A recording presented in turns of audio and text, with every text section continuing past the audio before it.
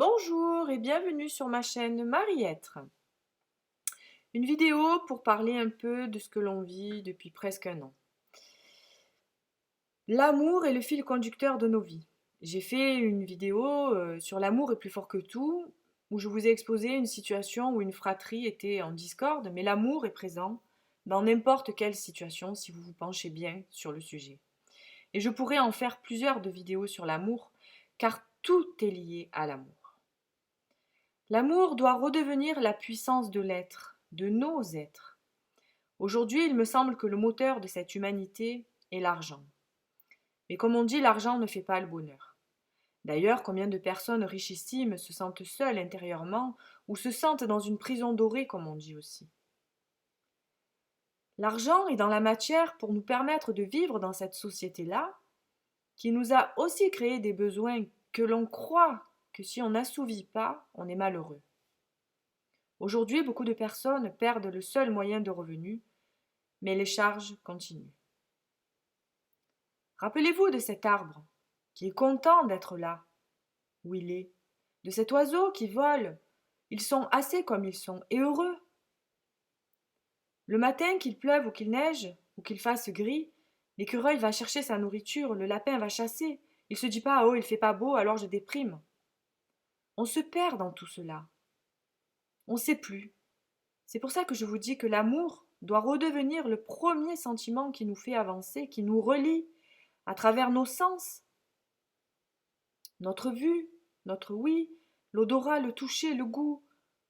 Il y a des sens que nous n'avons plus aujourd'hui. Le toucher. Si notre première réaction face à n'importe quelle situation serait l'amour, cela changerait bien des choses. Lorsque l'on vit des situations conflictuelles, avec des points de vue différents forcément, car cela est ressenti au travers de la personne en fonction de ses pensées, de son vécu et de tout plein d'autres choses, comme le transgénérationnel, des croyances limitantes, ce que l'on porte en soi, mais qui vient d'une arrière-grand-mère, d'un oncle.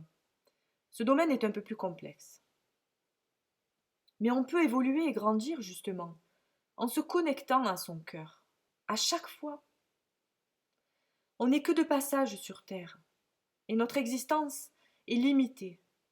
Chaque jour qui nous est donné est précieux. À quoi bon s'éloigner des gens qu'on aime, par exemple, si notre cœur souffre de cet éloignement? À quoi bon s'éloigner de ces idéaux? Même si notre mental nous dit qu'il faut faire comme ça et pas comme ça, pourquoi ne pas transformer? Plutôt que de se dire il a tort, j'ai raison, ou l'inverse. Être dans la colère ou la culpabilité ne fait pas se sentir bien.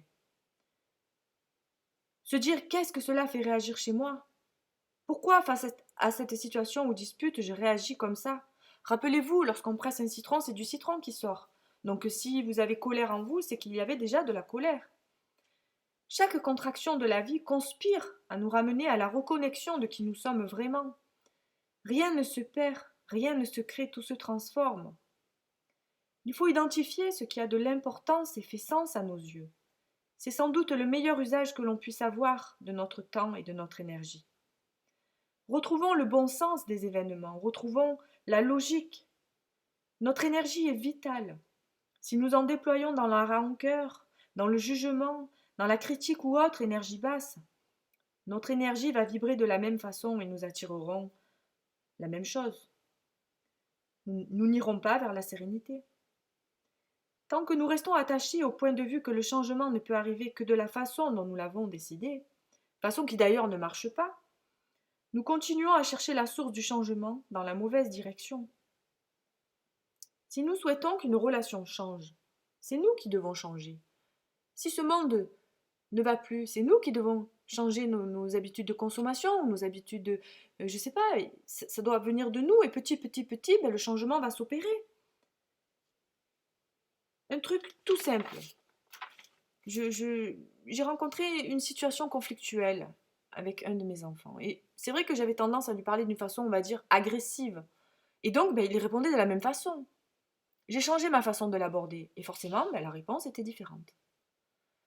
Alors après, c'est pas toujours nous. C'est-à-dire que dans la relation, il y a toujours l'autre personne a un ressenti, il a soit un mal-être, soit quelque chose en lui qui fait qu'il réagit comme ça aussi. Donc à nous de se mettre à la portée de l'autre, mais toujours avec son cœur. Pour moi, si vous envoyez de l'amour, vous recevrez de l'amour. Si vous envoyez colère, vous aurez colère. Si vous envoyez reproche, vous aurez reproche. Envoyez amour et voyez. Après, il y a des gens qui sont tellement fermés dans leur vérité, dans leur mental, dans leur souffrance probablement, que vous avez beau envoyer de l'amour, vous n'aurez que reproche. Et en ce sens, prendre des distances, car la personne n'est pas prête, reste le mieux. Car déployer de l'énergie pour faire comprendre à quelqu'un ce qu'il n'est pas prêt à comprendre ne sera pas productif, ni pour elle, ni pour nous. Donc même si cela fait mal, s'éloigner reste le mieux. Je ne pensais pas autant comme ça avant d'avoir fait ce travail intérieur en moi. Je veux dire que j'ai toujours donné de l'amour, ça oui, mais j'ai eu envoyé colère et critique. Aujourd'hui, j'ai évolué, et chacun est responsable de soi. J'ai essayé de faire comprendre certaines choses à travers l'amour, justement, à certaines personnes, mais comme ces personnes l'étaient moins que moi, ou bien pas prêtes à entendre, ou enfermées dans leur souffrance, il peut y avoir des millions de raisons. La compréhension n'a pu se faire. Peut-être un jour, lorsqu'on essaie d'ouvrir les yeux, d'éveiller les esprits à une autre interprétation ou vision des choses, à quelqu'un qui n'est pas prêt, c'est difficile de ne pas le juger. Il faut savoir l'accepter tout en restant dans l'amour. Tout s'épuise un jour, sauf le bien que l'on fait et l'amour que l'on donne. La joie est le souffle de l'âme. Comme je vous disais, en étant hypersensible, lorsqu'une personne vit une situation difficile, c'est dur pour moi, car c'est comme si je vivais la situation de la personne. Et je ressens tout épidermiquement. Quand il y a eu le catastrophe au Bataclan, j'étais dévastée. En pleurs, je me mettais à la place de ces familles, à la place de tous ces gens, ce qu'ils ont vécu. Mais mon Dieu, et je m'approprie la douleur, la tristesse, ou bien la colère, ou autre. Mais je continue d'être amour, valeur essentielle à ma vie. Alors je n'ai pas atteint la sagesse universelle. Mais j'essaie de tirer la meilleure version de moi-même chaque jour et de prendre cette hauteur. Et comme je vous disais, élever le meilleur potentiel de chacun, des personnes que j'aime et que je rencontre qui sollicitent mon aide, me grandit. Aider les gens aussi par mon magnétisme, par nos discussions, pour apaiser les maux de l'esprit, en leur donnant une forme d'amour quelque part, qui passe par cette écoute, ce soutien, cette compréhension, et en restant le plus neutre possible pour les faire avancer et qu'ils se sentent plus légers, sans prétention aucune. L'amour se transmet de différentes façons. Moi, je fais avec mon cœur, toujours. On dit que la bonté est la lumière de la vie.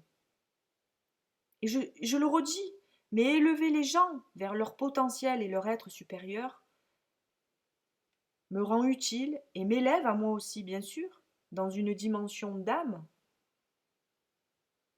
Car l'âme n'a point de secret que la conduite ne révèle. Laissez derrière vous ce qui vous a fait souffrir. Laissez derrière vous ce qui vous a blessé. Laissez derrière vous ce que vous ne pouvez pas changer. Débarrassez-vous de ces émotions qui vous empoisonnent. Prenez avec vous que la force et le courage de recommencer à zéro. Défendez votre sérénité. Ne permettez à personne d'éteindre votre sourire, parce que l'on mérite ce qu'il y a de mieux. Donc pour revenir à ce que l'on vit, ressentez-vous l'amour du peuple, l'amour tout court. Restons amour et lumière. Pensons et projetons-nous dans ce nouveau monde dont le moteur serait l'amour. Oui, j'y crois. Merci pour cette écoute.